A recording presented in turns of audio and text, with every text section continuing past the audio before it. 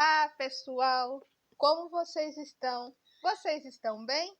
Me chamo Fernanda Ribeiro e o assunto do Sala de Aula de hoje é um tema que é muito bem abordado no nosso cotidiano. É o tema que a gente sente. Eu vou dar um exemplo: calor e frio. O calor e frio são temperaturas, mas aquele número que está juntamente com o Celsius é a escala termométrica. Eu vou explicar isso direitinho para vocês. A temperatura é um dos conceitos físicos que está frequentemente no nosso cotidiano. Mesmo quando a gente é bebê, a gente tem que medir a temperatura da mamadeira para tomar. Exemplo, se está muito quente, a gente coloca na água morna para ele esfriar, ou seja, para a temperatura abaixar. Então, quando a temperatura aumenta e abaixa, isso é uma atividade da escala termométrica. Até mesmo quando a gente está fazendo comida, a gente sabe que os alimentos estão bem quentes. Então, esses quentes são a temperatura da escala termométrica. Exemplo, você vai cozinhar um feijão. O feijão está ali cozinhando, aí solta aquele vapor, né? Então, o vapor, ele é a cobertura da temperatura, né? Então, quando faz frio, quando faz calor, é a temperatura da escala termométrica, né?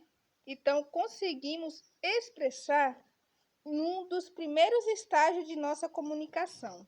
Quando o alimento está quente demais, foi o que eu acabei de explicar. À medida que nós crescemos, passamos a nos relacionar com o clima de nossa cidade pela temperatura, identificando se está quente ou frio, de modo que interpreta bem quanto significa um calor de 30 graus Celsius durante o verão. Entretanto, somente nossos sentidos são insuficientes para avaliar a ampla gama de fenômenos físicos relacionados à temperatura e suas implicações nos mais diversos contextos. Por essa razão, para que seja possível obter informações mais objetivas sobre a temperatura, que é relevante conhecer os principais conceitos relacionados a ela e como ela pode ser medida. Então, cada temperatura que o nosso sentido sente, ela tem que ser medida. Exemplo, a pessoa sente febre. Quando você sente uma febre, você tem que comprar. Como é que se dá o nome? Esqueci o nome agora. Esqueci o nome agora. Termômetro. Você tem que comprar o termômetro para você medir a sua temperatura corporal. Se a sua temperatura corporal, exemplo, se tiver 30 graus, é uma febre das febres. Então, 30 graus Celsius corporal é uma febre. Então, o termômetro, ele é um objeto que mede a temperatura corporal de uma pessoa, né? Para saber se a pessoa está com febre ou não. E o calor, ele é medido por escalas termométricas que é chamado de Celsius.